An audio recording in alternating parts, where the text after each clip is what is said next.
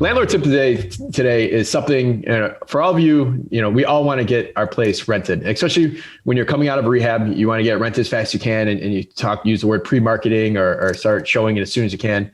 And that's great. And one thing that I realized over the years when we were trying to pre-market our projects that were in construction is we ended up having issues once a tenant moved in. Maybe the issue wasn't necessarily because anything we did with a rehab, but maybe because of the expectation.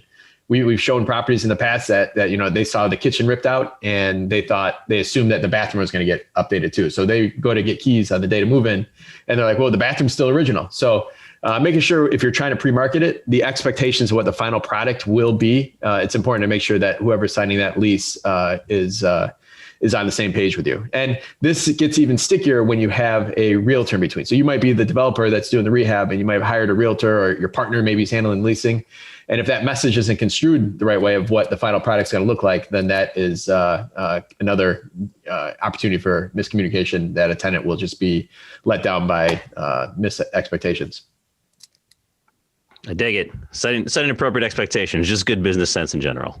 Yes. There's that saying of there's no problem that could have been solved with more communication.